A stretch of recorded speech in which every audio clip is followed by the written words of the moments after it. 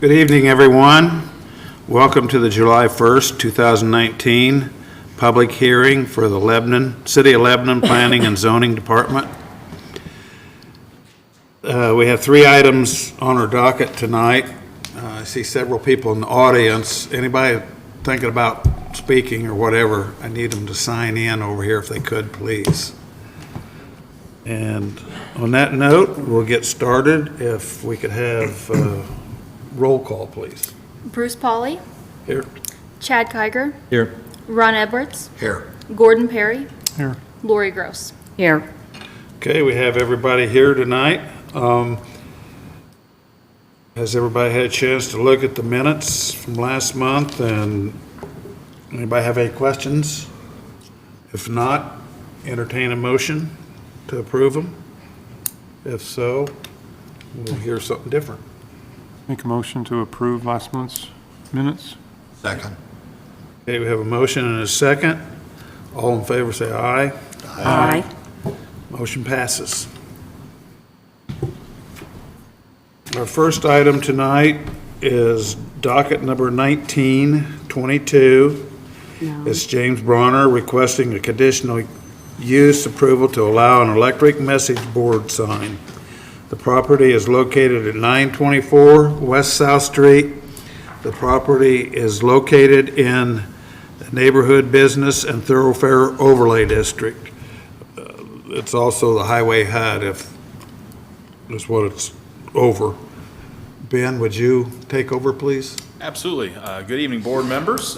This first request here is for the Highway Hut on South Street. If they pull up the screen for you, kind of give you a little bit of history here. You'll see here a picture of their sign that they did have out there. It was damaged. It was an older sign. It was damaged by a storm earlier this spring. My understanding was the property owner and the tenant had worked with a sign company to get a new sign put up. The sign company told them that they didn't need any permits and put the sign up for them, and found out after the fact that they needed to talk to us about a sign permit. But you'll see here, this is the sign that was installed, and when noticed, we got a hold of the property owner and said, hey, we need to talk to you about your sign permit, and by the way, the digital board needs a conditional use approval. So that's why this is shown up here tonight, post installation of the sign, because they weren't aware of any of the requirements until after the fact. So they are here before us tonight. The new sign, other than the digital display, meets all of the requirements of the ordinance. It's really just the conditional use, similar to what we just reviewed. It was either a month or 2 ago for the digital display. I have done some research since the last meeting. A lot of our discussion was about the intensity of the lights, both during the day and at night. Did some research, and there's 2 different ways to review the intensity of lighting. One is to just look at the direct intensity of the lighting, which is what I've done in here. It's a measurement at the daytime and nighttime. The other way is to actually look at the ambient light conditions that are on the site, and then there's a requirement that it would be no more than 0.4 foot candles brighter when the light was on. So there's 2 ways we can look at it. I chose to use the direct measurement of the light emitting from the sign, but we could also look at it the other way, where you actually look at it based on the ambient lighting. Certainly if you're in a commercial area, it may be brighter than a residential area, so if you look at that ambient lighting, you just make sure it's not any more than 0.4 foot candles brighter when the sign is on at night. But in terms of the sign, you can see here, this is the sign that's been installed. It meets all of our requirements. It's got a small digital display on the bottom of it. In terms of other review items, I'll just make note for the record that there are findings of fact in the staff report. This is a conditional use in the neighborhood business zoning classification. That's the reason it's here tonight. And then in terms of how to address the sign, the hours that it's on and turned off, and the intensity during the times that it is on, we have recommended approval of the conditional use. And the way we've addressed the sign is that we wanted the sign to be turned off when the bar was closed. So the sign would be turned off from the hours of 3 a.m. to 7 a.m. And then it would be limited to 150 nits, and that's the candela per meter squared. That's the measurement of the brightness of the sign. So it's 150 nits during nighttime hours when the business is open, and then limited to 3,000 nits during daytime hours. I found a study that looked at the industry standards for signs, and this is what it found. During nighttime, it should be at 150, and during the daytime at 3,000. So that's what we've recommended in terms of the intensity of the sign during the times that the bar is open. Are we talking about the LED part or the? Just the LED part is what Okay. we're really addressing. The entire sign digital, or is it just the bottom part It's that just the scrolls? bottom part. Now, what I don't know is whether the top part is backlit. We'll let the applicant address that here in a second. And that's all I've got. I'd be happy to answer any questions. In terms of size, Ben, where are we with the old sign, in reference to the old sign? I think it's almost exactly the same size. It may have gotten slightly larger with the digital display, but it's essentially the same size sign. It's actually almost exactly the same sign. It was just, Okay. they needed a new one. What about the messaging? Is it going to be long messages? And, I mean, people coming down the road, are they going to be reading it for half mile or whatever the amount will be? We'll let the applicant address that as how they intended to use it, whether it's something that'll rotate, and then, if we chose to address how often it could change copy, we could certainly do that to make sure it's not changing every 2 or 3 seconds, or somebody might get distracted by it. Thank you, sir. Would the applicant please step forward and tell us a little bit about what's happening? I need you to go over to the microphone.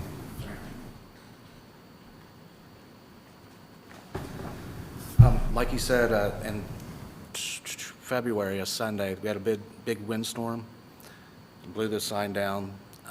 I went to try to save it. It was so windy, I couldn't even get a contractor to get up there. So we called the insurance company. They said, go ahead, here's how much you have. Called a sign company, Lloyd Signs, out of Indianapolis. And I wanted to make sure it was the same exact size, same exact design, same color, because I didn't want to, I knew that there was rules against that.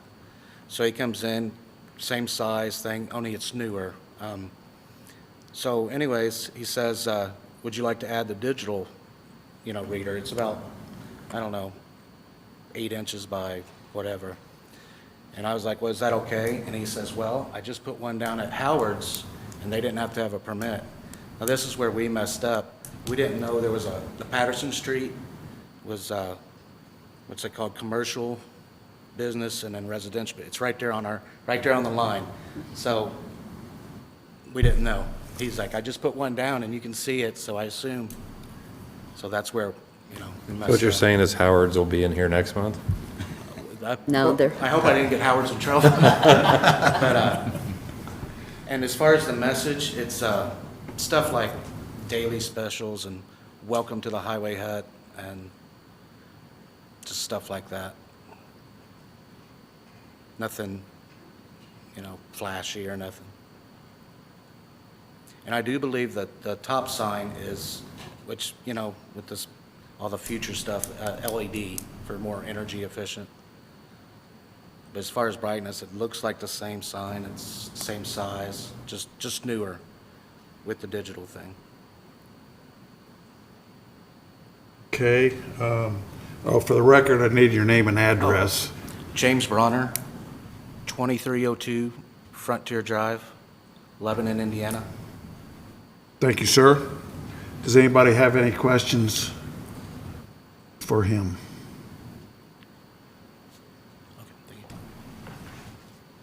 Well, I have a question for you. As I drove by there this afternoon, it took, 150 yards or whatever for it to completely go through the message. Okay. Is there a way that can become I think that could be a distraction at that point, trying to read a message as you're driving along, if somebody were to stop in front of you. And I don't know how the board's going to think about it, but From what I've read, one of the research studies that I read said a 10-second dwell time and a less than 1 second transition is pretty standard. And I believe ours is set at 6 and 1. So, Say 6 and 1? yeah. Okay. And you said 10? Yeah, that's for how long the message stays So visible. we need to, And then it has to transition less than a second. So Okay. that it's not a slow scroll. It's a, And yours is New a slow message. scroll. yeah, so we need to speed that up, I guess. Is that, can that, Oh, yeah, yeah. I can speed it up as fast or slow as I want. I think it's set at 6 to 1 or 7 to 1. And I think our longest message right now is Friday karaoke with DJ Vic, 8 p.m. So, and then most of it's just like, come on in, or welcome to the Highway Hut. It has a time on there. now I lost my train of thought. Does, I don't know what I was gonna ask. It's been a long day. Any other questions for him? I got a question for Ben. And that being a state road, state highway, are there any restrictions from the state on digital signage like that? In terms of traffic speed and, There are none that I'm aware of. They don't regulate any of those things locally, as long as it's not on the state road in their right-of-way. So I'm not aware of any additional requirements the state has for those. okay. What does it take, Ben, for us to adopt language such as the research that Chad was mentioning? It's a text amendment, would go through the Plan Commission and Council. So it'd be a recommendation by the Plan Commission, adopted by ordinance with the council. We're seeing more and more of these digital signs and stuff, and so. I don't think we're gonna see less moving forward. I mean, No. it allows you to be able to Oh, provide Howard's down the different street's got messages on a daily basis. So, yeah, I think it makes a lot of sense for us to look at this a little bit closer. And in that same vein, do we look at these lighting measurements that these two different, we make that part of it? I certainly would. I think we just need to decide which is easier for us to measure and enforce, and then move forward from that. And I know there's two different types of measuring tools depending on what sort of standard you use. So we do already have a light meter that measures foot candles, so maybe it makes more sense to us to go that route and look at the kind of the ambient condition versus the ambient condition plus the light from the sign. Does the sign have the ability to adjust its brightness on its own based on the ambient lighting? No. Okay. I can, the scroll thing can be shut off. I mean, it could be completely taken down. It was kind of pricey, but I do what I have to do. But as far as the top, I mean, the other one was there since like 52. I mean, the message part of it, the Oh. digital component. So if you think about at night, the brightness of that sign, if you're driving down the road, Yeah, I can. certain times of the day, the lighting is going to be different. Certain times of the year, the lighting is going to be different. So does your sign have the ability to adjust its own brightness based on I the can look lighting? into that. I'm Okay. pretty sure it might, because it does everything. It does all kinds of stuff. Because that would been a way we could measure it without having to actually go out and do it if you just set the standards.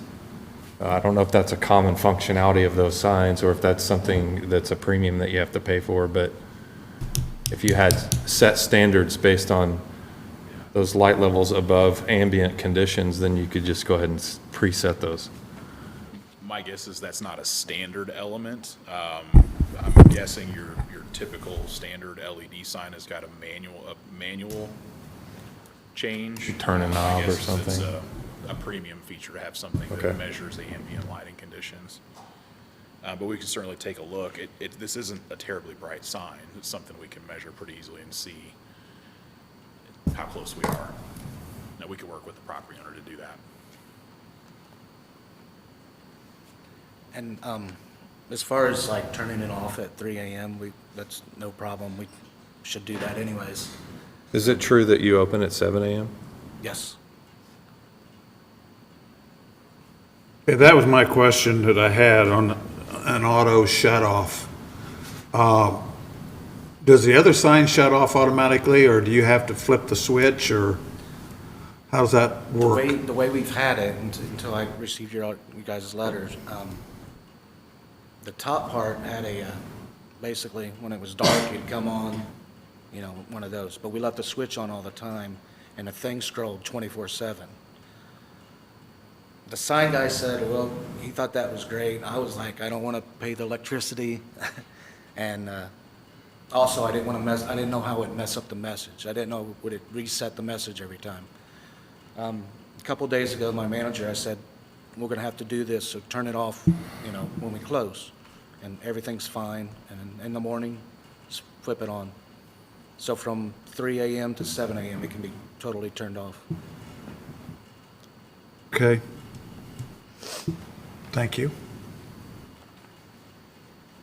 This is a public meeting.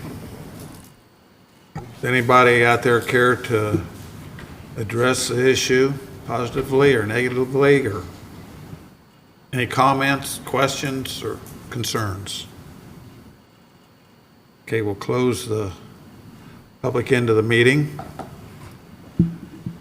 Do we have any other questions for? I have a question for the Ben. applicant? Ben, how do we just, in a motion, can we add conditions to follow the research in which Chad has done on the length and the 10 and 1, how the message scrolls? Yes, yeah, so it's 10-second message, 1-second transition, is that what it is?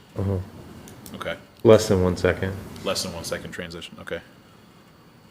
I would add that pending any changes by city council, that they would update. Like if city council comes back and finds that they want that to be different, then they would make those changes based on, can we do that? Yeah. It's the, we just need something. I'm concerned about the distraction.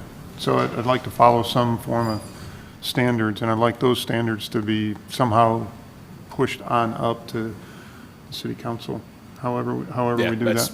That's something that just could be, I wouldn't want you to make that a condition of the approval, but that's something we'll definitely get on our plate in the planning office and get that addressed. I spent about an hour doing some research. We'll look into it a little bit deeper and make sure that the light conditions we've recommended actually make sense, and look at those transitions and everything, and just find the most current research and see what's most appropriate. Okay. Okay, I have a question about, this goes to the interstate.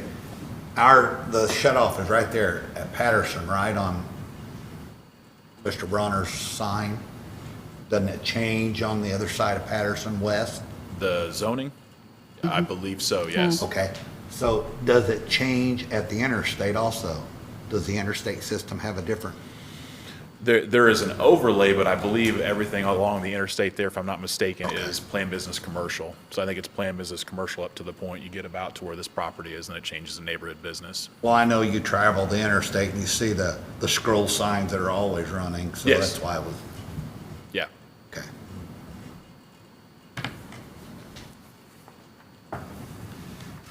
Thank you, Ben.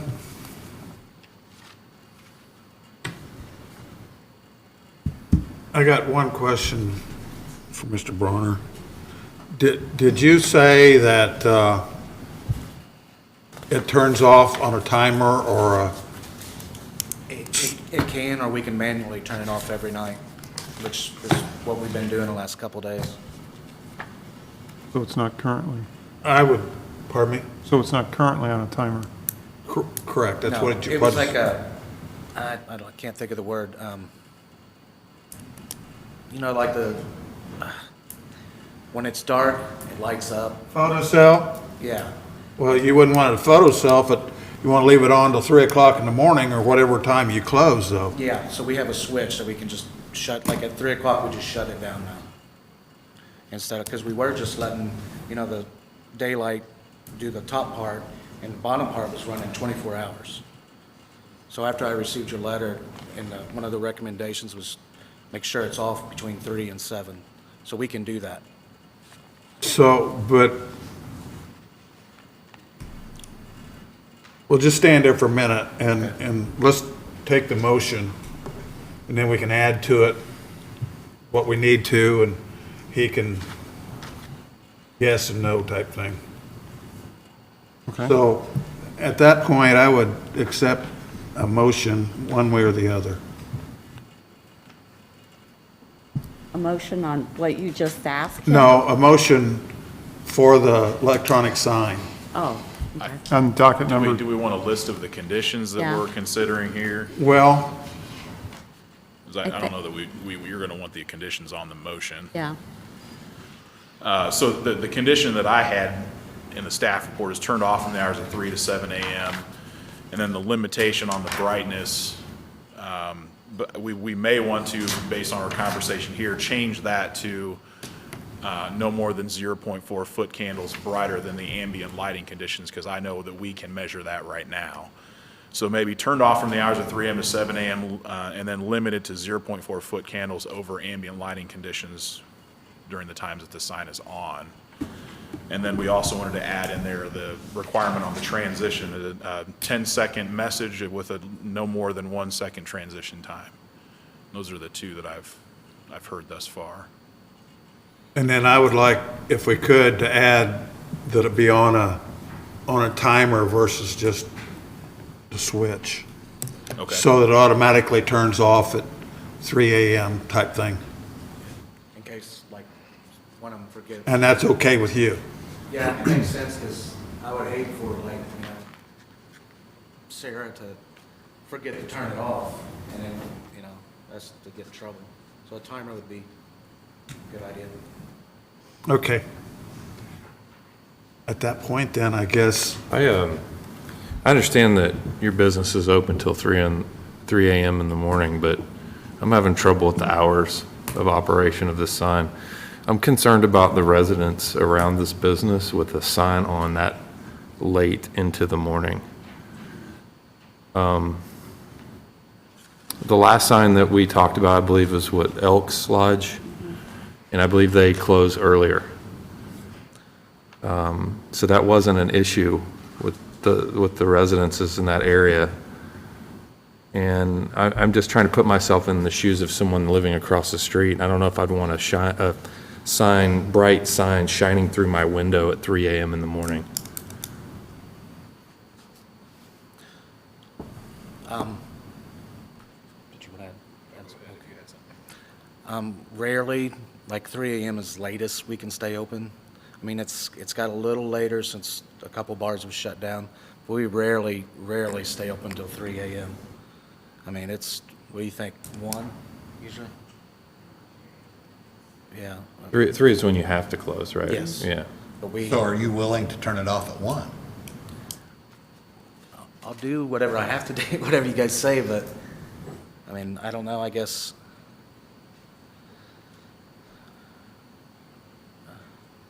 as I drove by it, I'm not as concerned with brightness of it as I am with the scrolling of it. Here again, that's just my opinion, but I don't think the brightness is all that bad. Ben? I saw it during the daytime. I haven't seen The it at zoning night. changes on the west side of Patterson, correct? Yes, yeah, and you actually got storage facilities, so there's no residence west of the bar. But there is east. There And is on- a house there that he's actually in the process of buying, and then there's Okay. 2 houses across the street, so you got 2 houses across the street On the south side? on the south side. Okay. Thank you. But the sign faces east and west, right? Yeah. Yeah. Do I ask you, like, Maybe that wouldn't be as big of an issue. are they in neighborhood? Because that's on the other side of that house.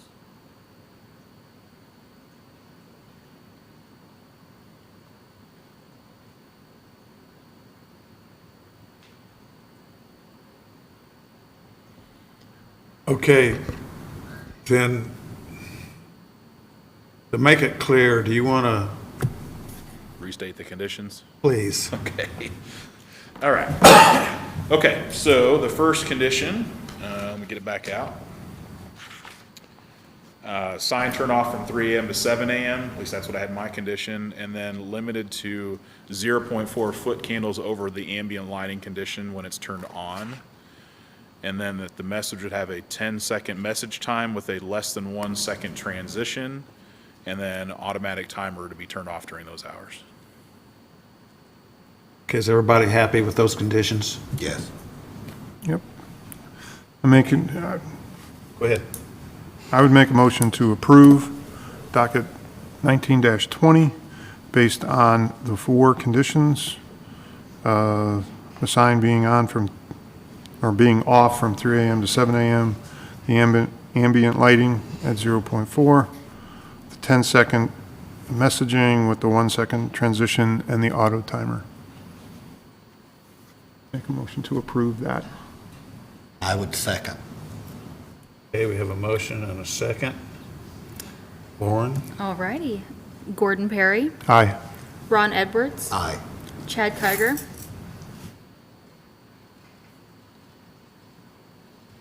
Aye. Lori Gross, Aye. Bruce Pauly.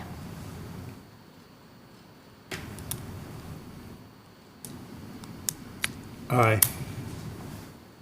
Okay, motion carries unanimously. Congratulations. Good luck. No, you're okay. You're fine. You're good.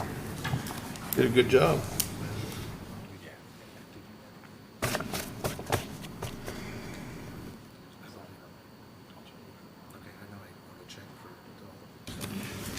Okay, next item on the docket is docket number 19-22. Duke Construction Limited Partnership on behalf of TTS Real Estate LP requesting a development standard variance. The property is located at 400 North Enterprise Boulevard in Lebanon, zoned planned business industrial. Ben? All right. This is a minor change to the plans that were approved by the Board of Zoning Appeals and Plan Commission last year, I believe. I don't have the dates in front of me here, but they came through with a 40,000 square foot expansion to their building, including expanding their truck dock areas and some additional employee parking. While this has been under construction, Festool came to Duke and said, you know, we're concerned about our drive cut, our north drive cut where trucks go to and from the property. It's only 30 feet wide, and we're having troubles with trucks getting off into the turf and doing damage out there. Technically, a truck can make the turn on a 30-foot drive cut, but that requires you to have skilled drivers coming to and from the site all the time, and they're not always that way.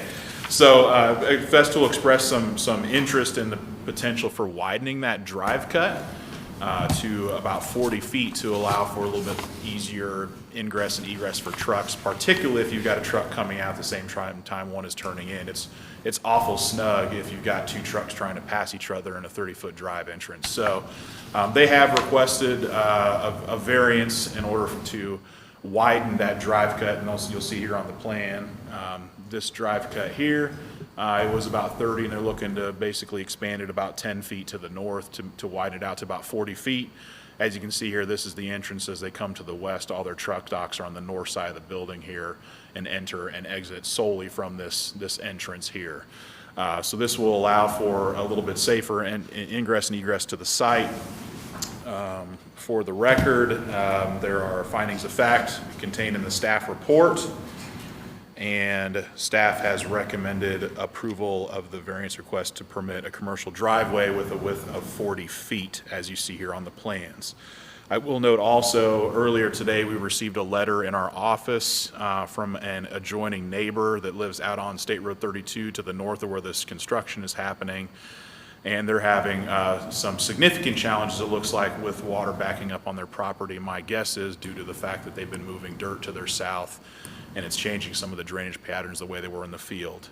I will say, while that isn't necessarily relevant to the discussion about the driveway width, I am very concerned about this issue, and I'm going to make sure that the city engineer and stormwater individual with the city are made aware of this so they can go out and take a look at what's going on and figure out what needs to be corrected so these water not standing on the properties adjacent, because there should not be, so.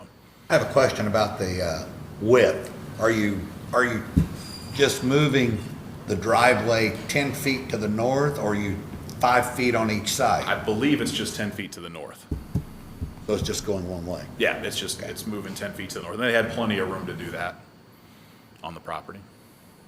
And you're saying that this letter and tonight's variance request, there's no, The addition, the width of the drive cut and the possible expansion of the drive cut is they're not relevant to each there other. would be no conflict. There's no conflict there. Okay. There's no conflict on those two items. But the fact that there are drainage issues out there, we need to address regardless of what happens with this variance request tonight. Right. So what we're saying about the letter then, Ben, is on the cover sheet of the site plans, the vicinity map shows the site to be, to head west toward this adjoining property at 1925 West 32nd, or West 32, correct? Yeah, And it's so the if they pull this, construction, and it's the construction activities of how they're developing the site is potentially causing the problem. potentially, yes.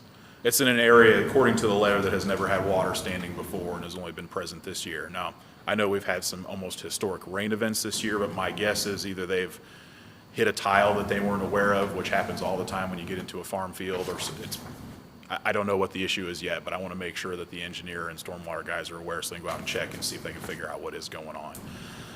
So if they pull the plan up again, I don't know exactly which property it is, but it's somewhere in this area up here to the north. So the drive cut we're talking about is over here off of their main drive, and this property is back up here somewhere. So this is in an area where they're likely storing dirt right now that they've removed from the construction site, because they've also got the detention that goes in this area. So we just need to get the technical folks out there to look at what's going on, see if they can figure out what's causing that to happen, and make sure it gets corrected, if it is something that's being caused by the construction. And the additional 10-foot width, all the drainage calculations, all that stuff has been looked at, reviewed. It's not going to change how much Yeah, but it's such a minor addition that it barely changes those drainage calculations, but yeah, those have all been taken into account. And that's a city process, correct? Not a Correct. county process? The potential tile that could be the cause of this issue that this resident's having, is that a city or a county issue? The tile that may or may not Most have been likely a affected? private tile, unless they have affected some sort of county drain that goes through that property. I know there is one, but most likely it was a private tile that a farmer ran to the county drain. If this is the cause, there are lots of private tiles that farmers put in to keep their field from flooding, and it's pretty hard to locate those until you essentially hit it. So don't know if that's the cause. It's possible, but we need to send somebody out there to take a look and see if we can figure it out. Okay, thank you. Thank you, sir. The applicant here?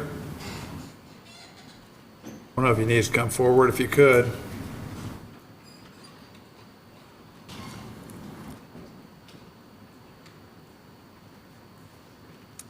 Hi, name's Nathan Harris with Duke Realty. Address is 600 East 96th Street, Indianapolis, Indiana.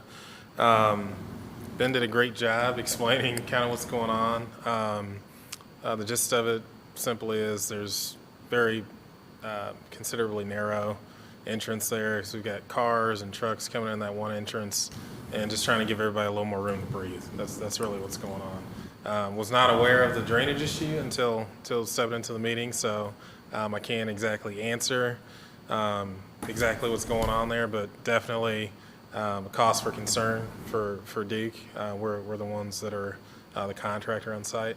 hiring out the work. So I've already sent some emails while we're sitting here having this conversation, and we'll definitely take a look and see what's going on out there. That's definitely cause for concern for us, and we want to remedy that situation. So happy to answer any questions you may have. I have one more out of curiosity than anything technical. When, in designing these facilities, I know there are standards there. But why wasn't 40-foot looked at during the development, during plan development? Truthfully honest with you, so we put the plans together, everybody looked at them, client, the owner of the building, Festal, said, thumbs up, that's what we want to go with. Construction starts. There's another portion where the trucks come in and access the building. That was widened as a portion of the original plan, so there was already a plan to widen that, and that was shown on the original plans and approved. And as they're out there constructing it, you have a wider area where the trucks come in to the building, and then it kind of narrows down for the entrance. So you kind of got a bottleneck thing happening there. So basically, the client owner, after the fact, says, hey, we're still out here with all the equipment. Is there any way we can get this a little wider, while we're spending all this money, and just go ahead and try and make it right? So they made the request, and we filed the variance application to see if we can get that done for them. Okay, thank you. Thank you. Are you with him, or? No, I'm the one at 1920. Okay, go ahead and have a seat right there for just a second. Oh, And we don't have any other questions for the applicant. Okay, and it is a public meeting, so anybody that wishes to speak, now you can come forward and address your concern. I'm Jeff McAfee. I'm the one that owns the property. We've been talking. Right now, my sewer system isn't working. I had it pumped out Wednesday. It was full of water Thursday. We've been flushing toilets once a day, taking a shower every couple of days, not even washing clothes at home. And I'm at the place, I don't know what to do. And I don't care what they do with their property, but when it affects mine, I got pictures of the water.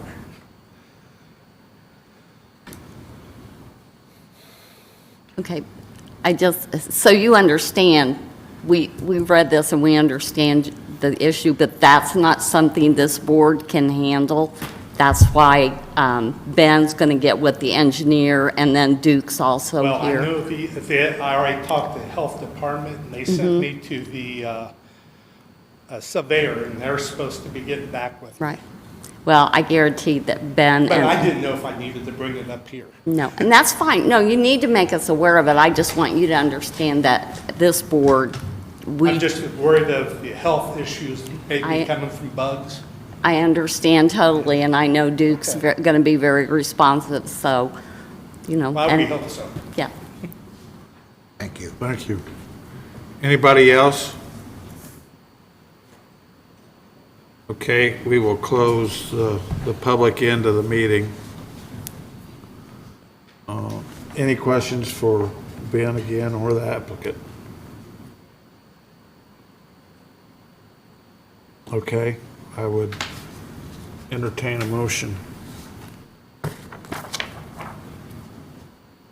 I make a motion that we approve docket 1922, approving the development standard variance request to permit a commercial driveway with a width of 40 feet.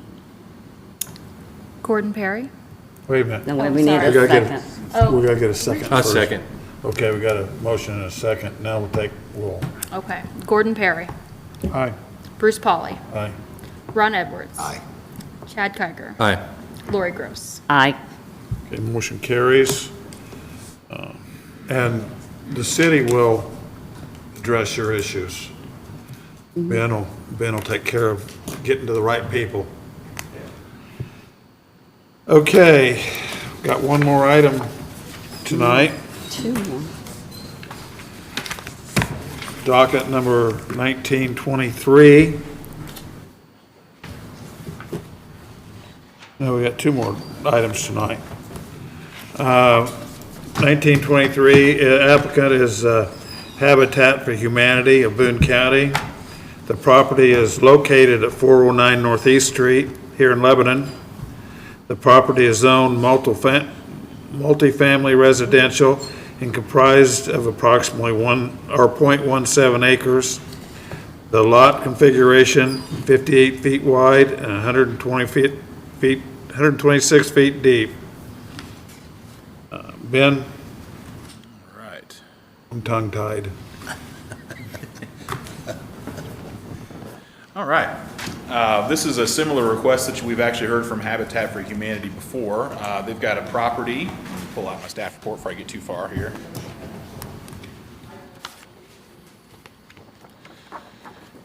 On Northeast Street, it is a single-family lot, but it is zoned multifamily. So it is in an area where there are both single-family homes and some multifamily properties that are to the east.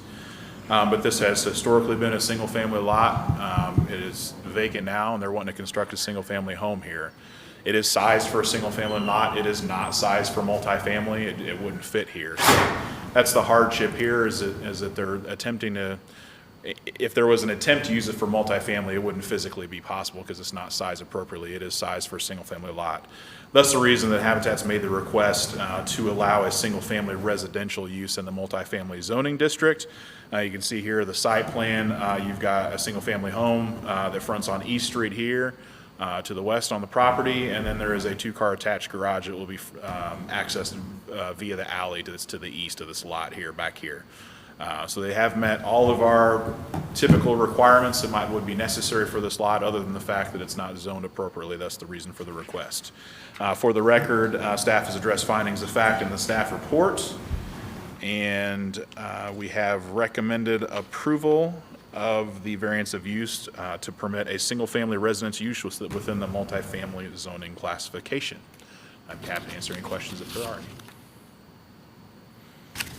I have a question about the garage size. What's the garage door size? Do you have a, I believe it is a 16-foot garage door, but the garage is 20 foot deep by 24 feet wide. So it is a two-car attached garage. And that, I guess I'm going back to one other Habitat house that there was a concern with, and they wanted a one-car, correct, one garage door, correct? Just a single garage door, single car? single car garage door. Since I've been here, the only one that we've discussed is one where there was an existing garage on the site that just had a 9-foot garage door, and I think they were going to change that out. This one is all brand new. This is all new construction, so it is a 16-foot wide standard two-car garage door that'd be on this house. 7 to 9. Is that correct? 7 by 16 is what they're gonna put It's in. gonna be a Yeah. single for two car? This is a single 16-foot wide garage Okay, door. okay, so it's gonna be a 16. Yes, yeah, 16-foot wide garage door for two cars. Which, that's the same size garage doors on my house. Not that my truck And it's fits. not big enough, right? It's not, because I have a big truck, but. Any other questions for Ben? Thank you, sir. The applicant, please come forward.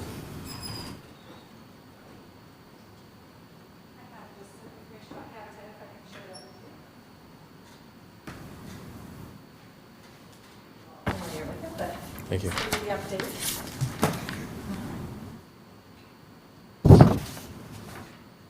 Thank you. Thank you. Thank you.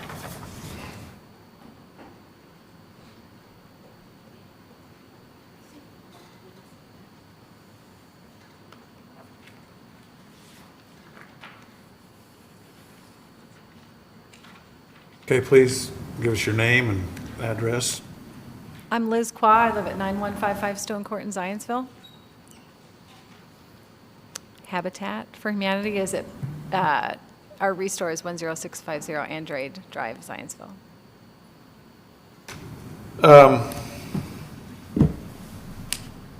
I guess my only question that I would have is the exterior of the house gonna blend in with the rest of the community? Yeah, I think it's very similar. It's like our other homes, we have a nice front porch. It's a real inviting floor plan. Has an open floor plan in the front, so it opens up to this nice front porch and down. So we, on this lot, it's pretty narrow, so we weren't allowed to, couldn't allow a two-car garage accessing from East Street, so we had it go off the alleyway in the back. So we do have a two-car garage on the back. That's why we was going there. But yeah, it fits into the neighborhood. Has Habitat ever built two-story homes? Or are they all one-story? Years ago, with using volunteer labor, it's safer to be on one level, quite honestly. I think for narrow lots, it makes a lot of sense to have a two-story structure. We have another lot here in Lebanon that was donated that I think we'll have to do two-story on because it's so small. But yeah, I think just for safety of our volunteers, we have about 350 volunteers over a 8-week time, and we found it to be safer if everybody has their feet on the ground or just on a ladder. But this one wasn't that narrow. This one was more of a standard size, but a smaller city lot.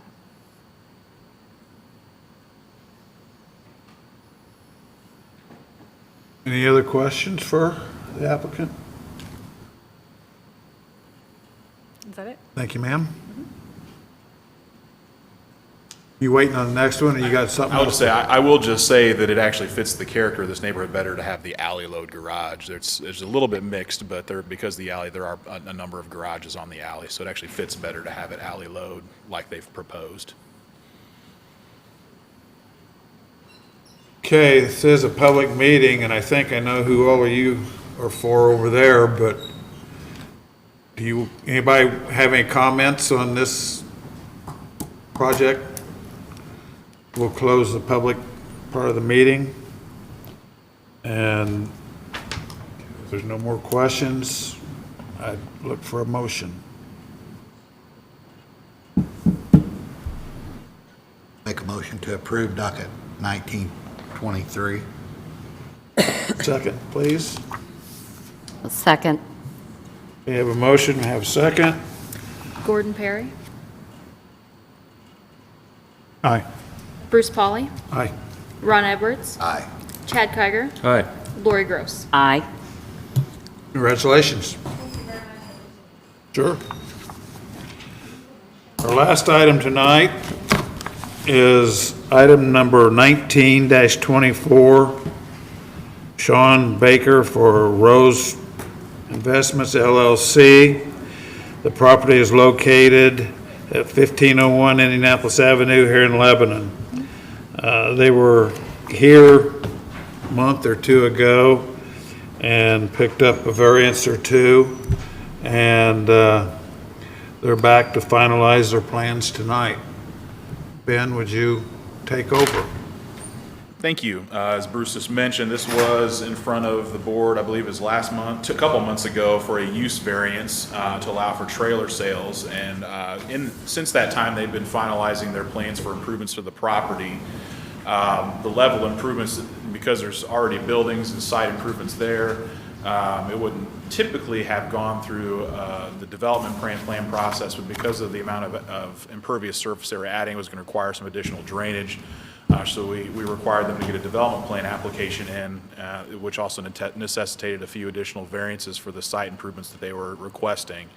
For those that are familiar with the site, there are 3 buildings on site and primarily gravel parking and storage for what right now is agricultural equipment. As they looked at their site, they will keep some of the gravel, which you'll see kind of in the middle here, but they will be repaving with asphalt everything adjacent to that front building that you see here, where you would primarily have employee parking, and it goes all the way back to the second building, which you can kind of see. There's this kind of the building sticks out here. They're going to go all the way back past here, and then you've got this secondary building back here. They'll have gravel in front of it, and then where they're primarily going to be storing their trailers would be on this back half here, which is all new. This is right now in turf. So this is all new asphalt that you see here. So you've got asphalt front, some gravel will be in the middle, and then asphalt in the back. This is all new impervious surface, so it's necessitated the addition of some drainage pond, as well as running a new storm sewer across the back half of the REMC property to a storm sewer that's basically up on Indianapolis Avenue. So they've had to work on getting some easements back there, but they have got all those finalized. They're theoretically going to be providing some assistance to REMC if they ever need to put in their own drainage in the future. So it's beneficial to everybody along here because nobody has storm drainage right now. So they are looking to make some significant improvements to the site by paving some significant areas. They will retain some gravel. That is one of the requests that's in front of you tonight. And just by the nature of the operation and how this works, they had not proposed any curb out here because of the way the site sits. So that's one of the other requests. I'll get into more detail here. And then the third, again, this all goes back to the fact at the level of improvements they're making, it essentially requires them to bring the entire site up to current standards, which the site is obviously deficient of all of our standards now. So what they're doing is they're making some improvements to the site that make some sense for their business, and then there are others that just don't make sense for the type of business they do, even though they're making improvements, so they're requesting the variances for those. So the others are related to landscaping. In the back half here, which wraps around the REMC storage site, it wraps around another industrial building, and then they're fronted by the Ford dealership to the south. So you got a lot of similar type uses here with similar type improvements to what they're proposing. So let me walk through those 4 variance requests in a little bit more detail. As I mentioned, the first is parking area paving, and I've kind of walked through that a little bit. They're essentially keeping a small gravel area here right in the middle that fronts along this storage building that you see here. But they'll be paving everything else with asphalt that you see kind of in this darker gray color. So they are adding a significant amount of asphalt that isn't there now.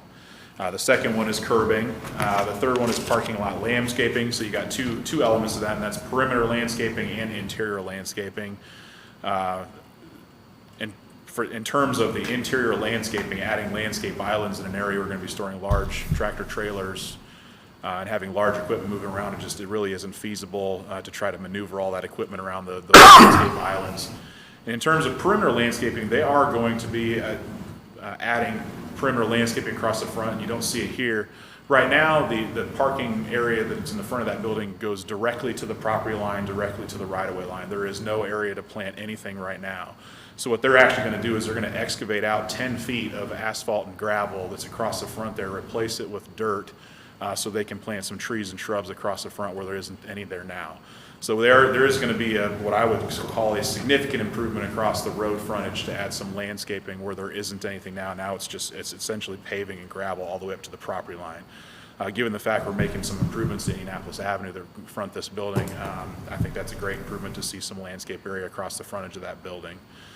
The final one is again related to that, is the corridor buffer. So what they've done is they've done the 10-foot, which would be the parking setback. The corridor buffer would say that they'd have to add an additional 20 feet to that, which basically goes back to the foot of the building if they were required to try to meet that buffer in addition to the parking lot setback. Just really not feasible with the way that property was constructed historically to try to meet those requirements now. So that is the 4th request. So the 4 variance requests again are parking area paving, parking area curbing, the parking lot landscaping, and then the corridor buffer. We did place one condition. This is really minor and would be addressed as part of the development plan anyway. The way they've shown it right now along this frontage here, it appears as though the paving goes right up to the property line. There would be required to be a 5-foot setback on that property line with at least a turf area in there. So we basically put a condition on their parking lot paving request, I believe it was, that they would meet all parking lot setbacks on adjacent side and rear property lines. That's something that would obviously get ironed out as part of the development plan anyway. I just wanted to make sure that that was included in the record here because we were addressing paving as part of one of their variance requests. We have recommended approval of all 4 variance requests, again, subject to that one condition that they meet all required parking lot setbacks on adjacent side and rear property lines.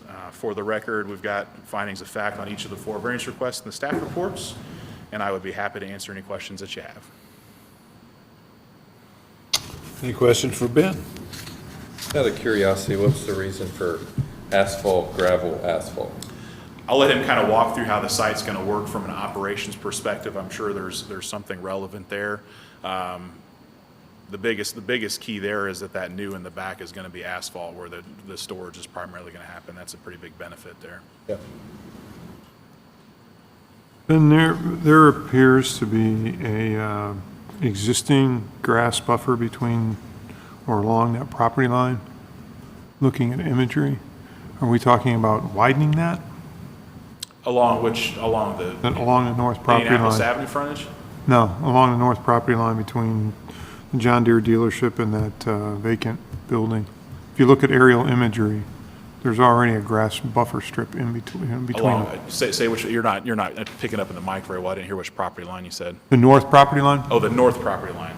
Between the existing, between Reynolds and that The vacant abandoned. industrial building. Yeah. Are we talking about something in addition to that, or that? No, just making sure to maintain the 5-foot setback there. Okay.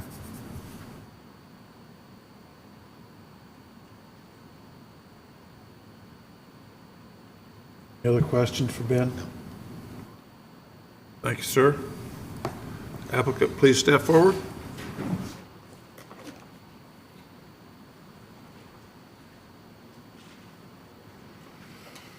Thank you again for having me. Sean Baker with my residence, 737 Dorchester Drive in Noblesville.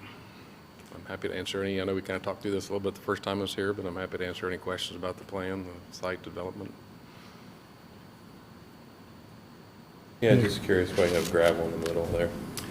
That's really from a maintenance stand. That's going to be in front of the shop where there's going to be heavy equipment that's going to be turned around in there all day long, and it just holds Worry up better. about damage to the, Yeah, absolutely. Okay. There will be a 8-foot concrete approach put in front of the shop, but that area that's actually going to be left gravel, it's just done so you can bring more gravel in each year and just maintain the overall functionality of it.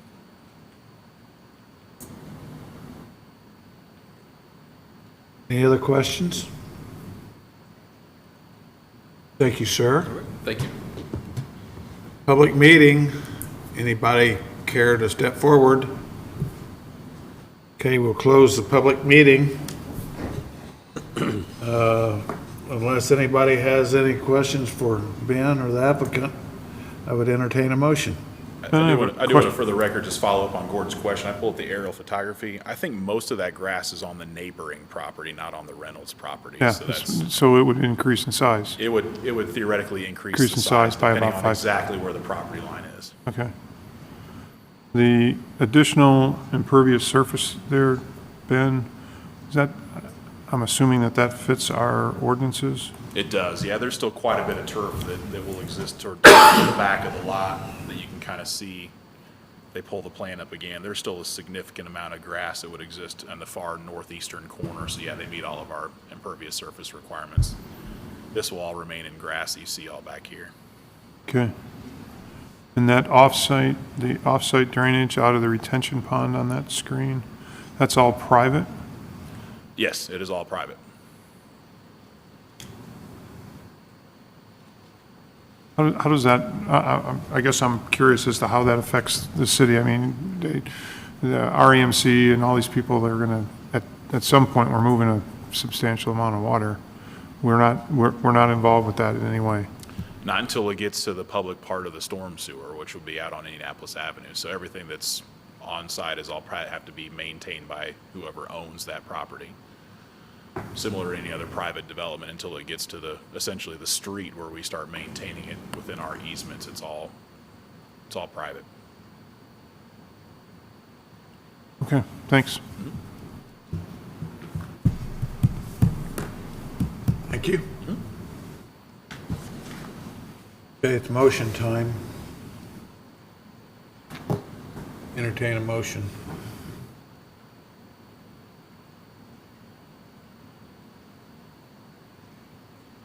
I make a motion that we approve docket 1924, approval of the development standard variance request to permit relief from parking lot pavement requirements, with the one condition that the applicant meet all required parking lot setbacks on adjacent side and rear property lines. I would second. Have a motion, have a second. Gordon Perry, Aye. Bruce Polly, Aye. Ron Edwards, Aye. Chad Kiger, Aye. Lori Gross. Aye. Motion carries unanimously. Good luck. Now, that motion was specific just to parking lot paving. It didn't necessarily address the other three. Maybe that wasn't what you intended, but Say that No, it- again? that, her motion only addressed parking lot paving. Okay, So sorry. it didn't necessarily, maybe it's not what she intended, but it didn't address the other three requests. So you may want to do another motion for the other three. Approval of development. Okay, Oh, yeah, you're right. do you want to change the motion to You want me to address the amend them? docket? I would just say do a second motion for the other three is probably the cleanest way Yeah. to do it. Okay, then, I make a motion that we approve of the three development standard request to permit for relief from corridor buffing requirements of the thoroughfare overlay district. And then parking lot curb and parking lot landscaping. Okay.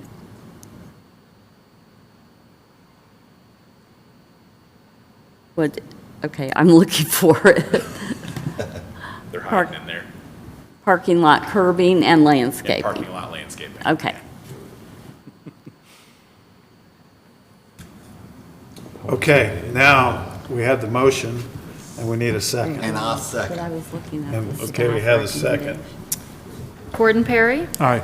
Bruce Polly, Aye. Ron Edwards, Aye. Chad Kiger, Aye. Lori Gross. Aye. Okay, congratulations and good luck. I guess when do you See it in here. anticipate being open? We're actually on John Deere top. So that building there, we're gonna be, you take over, I guess, at the end of the month, we're gonna be accommodating for the needs and the business of the building. So I would say upon the better moving the building around January, but then, end of the winter. If they move January, we'll probably start working on the building again, I would say, March. Okay. The sooner the better, at the same time. Okay, well, good luck. Do we have any other business tonight? Make a motion to adjourn. Wait a minute. Excuse me. Okay, you made a motion to adjourn, and I need a second. Okay, have a motion and a second. All in favor, aye? Aye. Okay, our next meeting will be Monday, August the 5th, 2019, right here in this room. We are adjourned.